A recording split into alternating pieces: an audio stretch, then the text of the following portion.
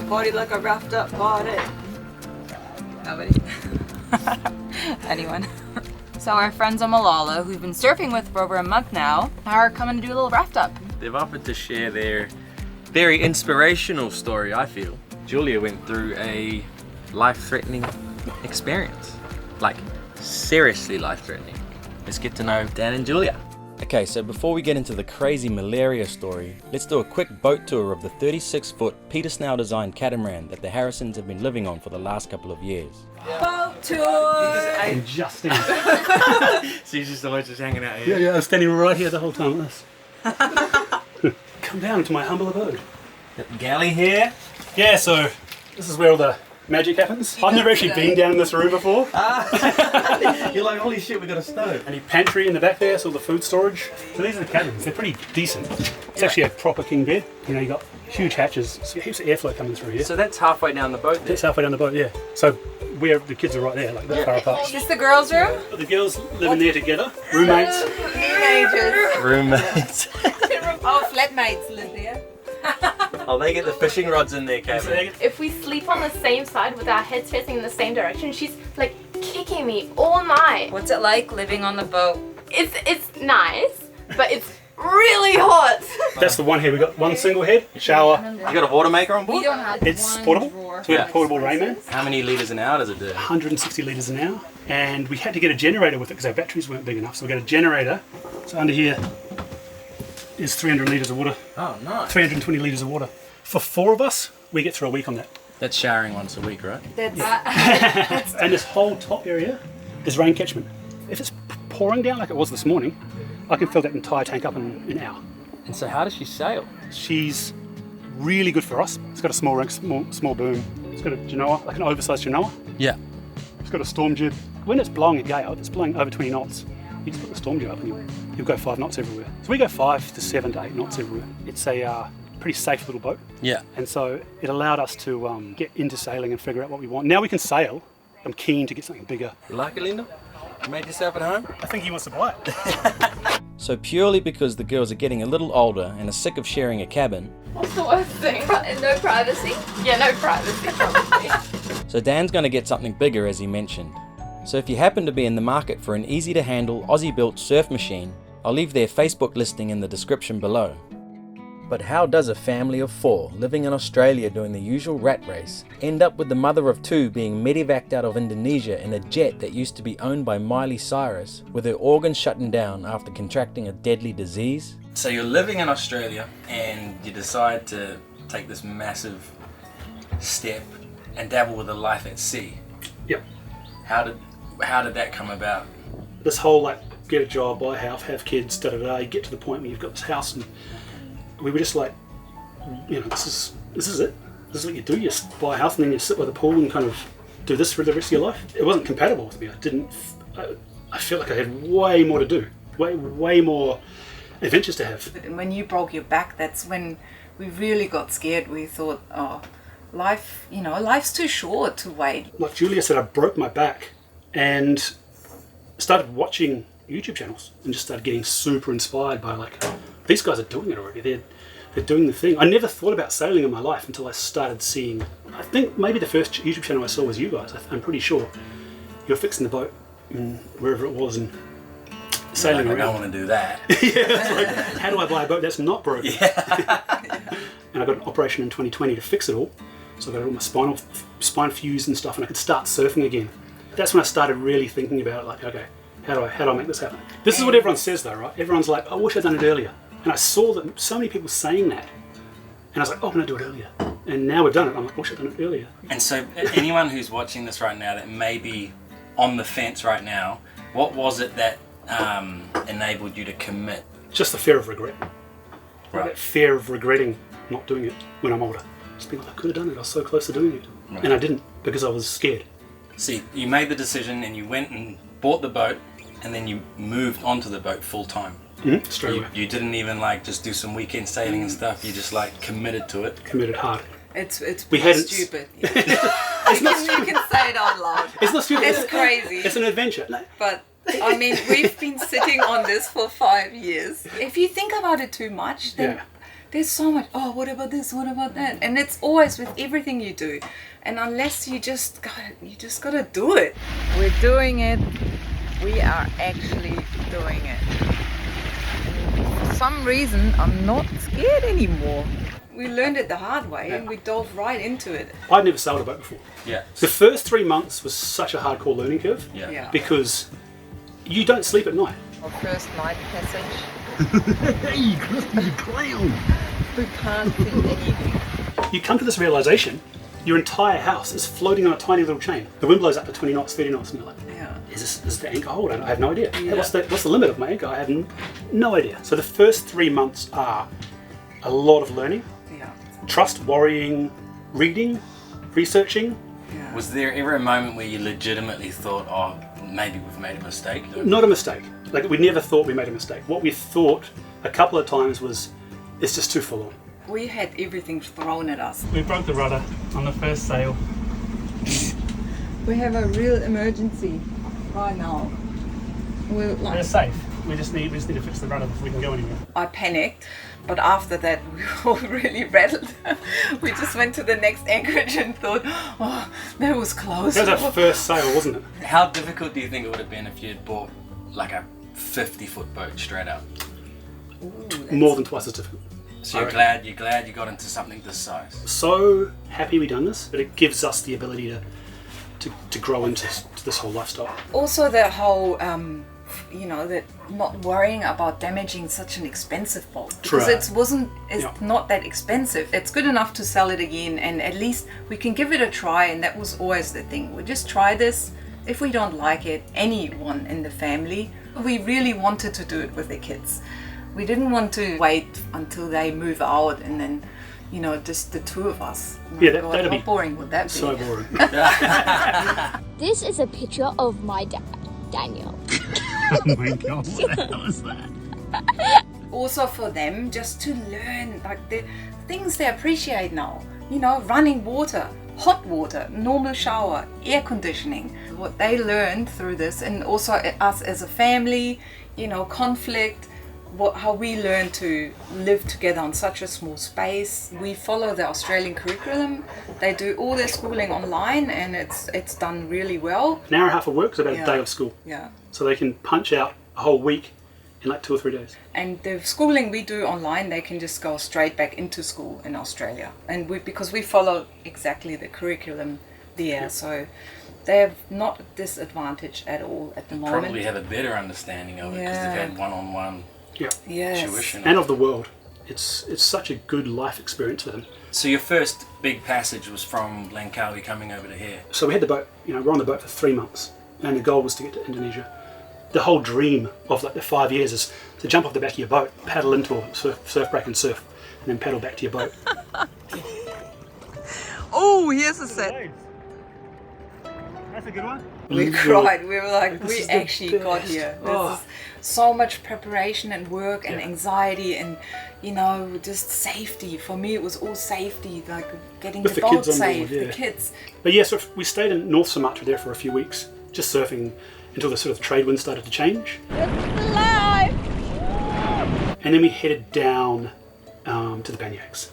The Banyaks is really Indonesia. It's so remote. There's nothing there. There's no infrastructure. We're in the Banyaks.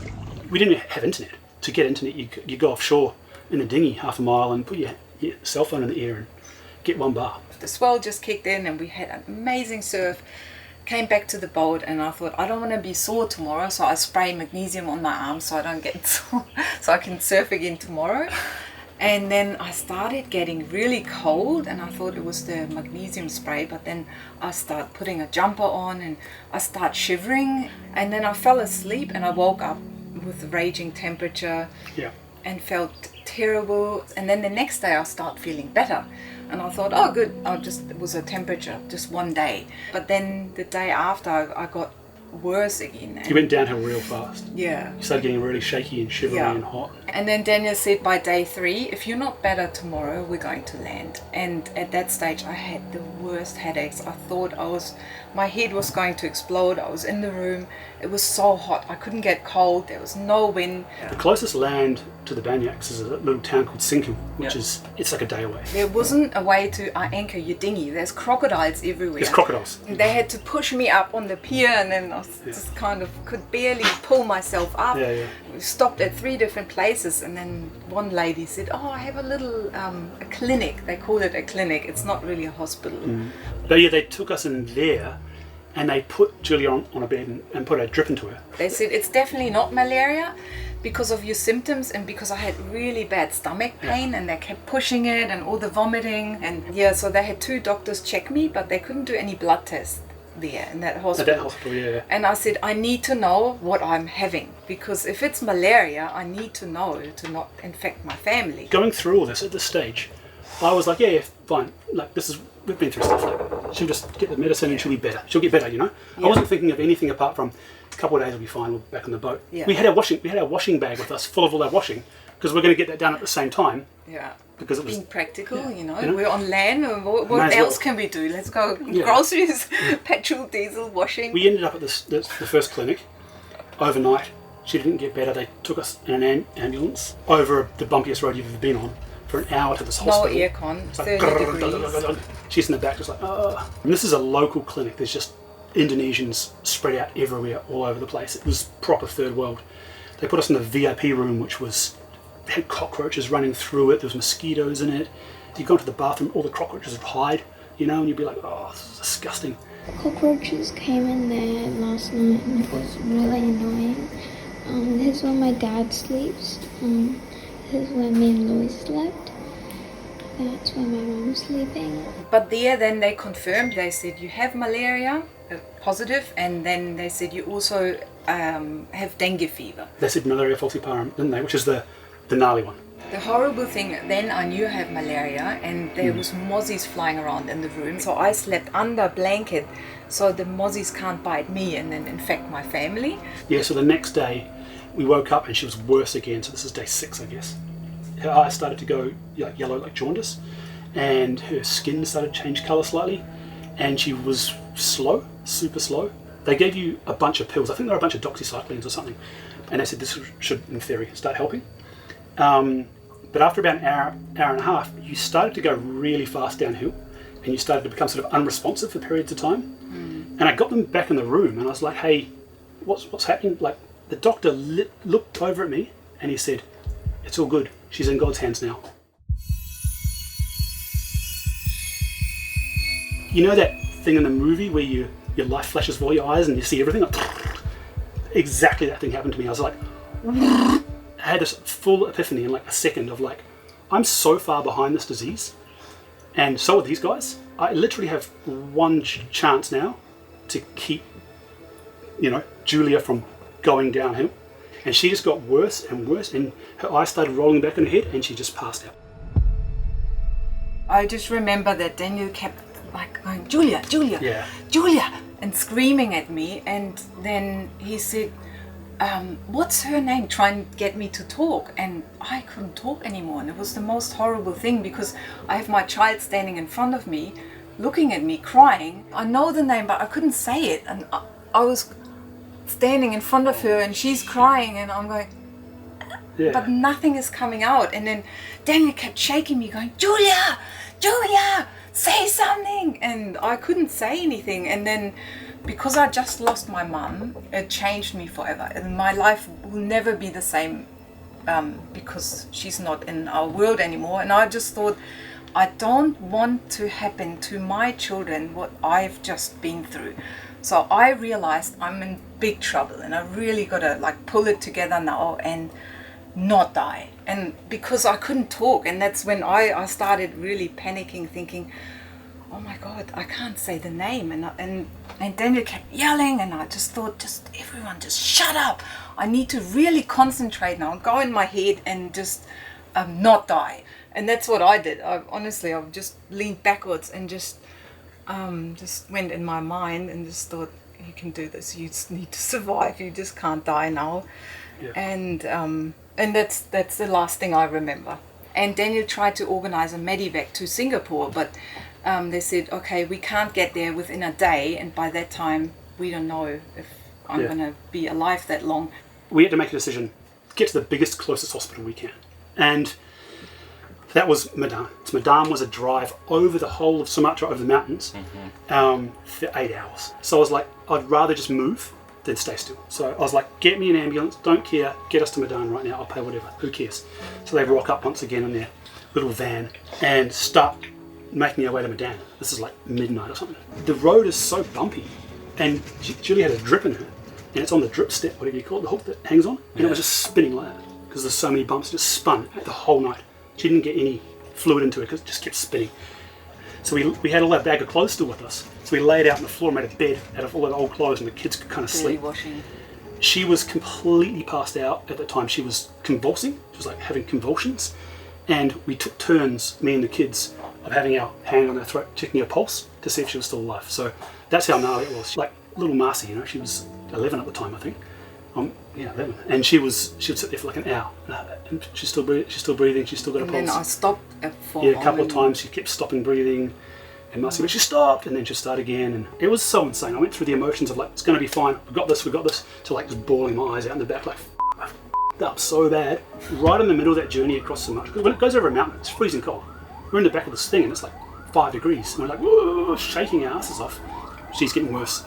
We come into Medan. We arrive at this hospital, and the malaria specialist from the whole of Indonesia works at this hospital. He's on shift. And he's like, here, I've ordered the medication from the government, get her into the room and start giving her this medication. I can't remember what it is, but artesunate. Get it released from the government. When we got there, got her into the room, gave her the stuff. They put her a catheter in her. She pissed black, just pure black, just dead blood. All that blood is coming out. The doctor pulls me aside and goes, look, we don't know how this is going to go. Could go anywhere from her not making it in the next couple of hours to complete recovery. She could stop anywhere in between. I already called my parents on the way over, my mum and my sister, and said, I need someone to get over here. I've got a funny feeling Julia's not coming home. They jumped on a plane literally within a couple of hours, and they arrived 12 hours after us in Medan. They give her this medication, and within like 2 hours she starts opening her eyes again, and they're so yellow. I've never seen anything so yellow. And I remember you sort of going back and out of consciousness for about half an hour or something. I got Marcy over, and I was like, who's this? You said Marcy. Yeah. And I was just like, I just broke down. I lost it. I couldn't handle it. I was like, Marcy. we just all lost it. We were like, oh my God, okay, maybe it's going to work. Marcy was like, Mum, we're in Medan. We went over the volcano, and you were convulsing, and you nearly died, and it was horrible, and you couldn't say our name, and I woke up, and it was so slow. Everything was slow motion. I don't like to look at myself. I looked at my arms. I had 2 drips in here, 2 drips in here. I had like nappies on, and I was so confused. I didn't know where I was or what happened. She's gnarly. Don't ever get malaria. I think I got like a really bad kind or something. I don't know. But it was just all too much, and I just put my hands on it just because all the noise and my brain. Her brain was swollen as well. I can't even concentrate.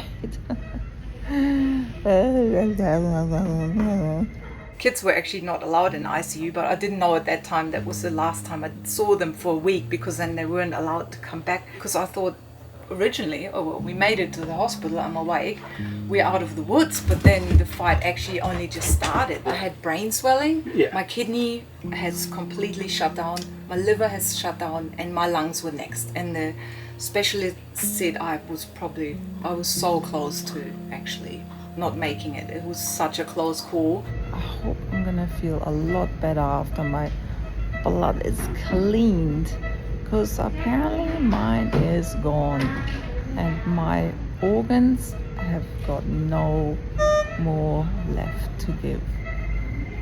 I had 2 blood transfusions and 5 dialysis. Five dialysis, and, yeah, that's right. Wow. So you've got a whole bunch of Indonesian blood in you. Yeah. So she's half Indonesian, yeah. And so meanwhile the boat's just still in the anchorage. We just dumped the boat. We said we were going to be 2 or 3 days. This is 10 days later. So we had to go back and get the boat and put it somewhere. We had no idea. So as soon as she started getting better and sort of out of ICU and into a room, my mum was still there and my sister. Lucia and I, our oldest, went back. It took us, I think it was like 12 or 15 hours to get back. There was landslides and there was crashed cars and all this stuff that luckily didn't happen to us on the way there. Got back to the boat, met the guy who was looking after it, and he was like, "Oh, your little canoe's down here." And I was like, "Why do you bring it over here?" He's like, "It's too many crocodiles over there." And I'm like, "It's 100 meters up the beach." He's like, "It's full of crocodiles over there, and here it's fine." So he walks it out into the water like knee deep, and he's like, "Here." And I'm like, "Dude, there's no way." I paddle out, got Lucia on the boat, took off the next morning, head to the Banyaks, which is a day sail away, pull into the anchorage in the Banyaks at the back there, where we found out the guy from the camp we were staying just died from malaria the day before, and the girl that got someone's girlfriend from another camp died a couple of days ago from malaria. At this time, Julia's still in Medan, and she starts going downhill again. She's having these secondary complications. Because I was lying down for a week, I ended up getting pneumonia, and my stomach started blowing up. And one night it was actually hurting to the touch. I couldn't even touch my belly. It was hurting. So sore. And fell asleep and woke up and I couldn't breathe anymore.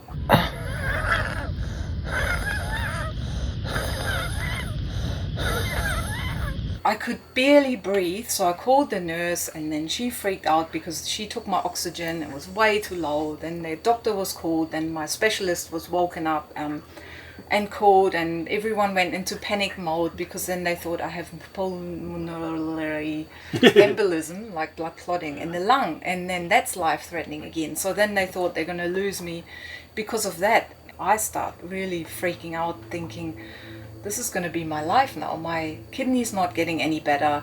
Now my lungs are stuffed, and this is now my life. I'm going to be living for the next year in this hospital. And yeah, so I was really... That was your lowest really point. Down. They put me back on a mask, and then they start giving me other really hardcore medication. At the same time as we're talking to a very good friend of ours in Australia who's quite a high up nurse, and she was saying, you need to get Julia out of there right now. You need to get her over to Australia where they've got proper care for her. And she ended up organising through our travel insurance, Medevac. These Queensland Health nurses walk in the door, and it was like literally like seeing angels. Yeah, when those two nurses actually came in, I couldn't stop crying. Yeah.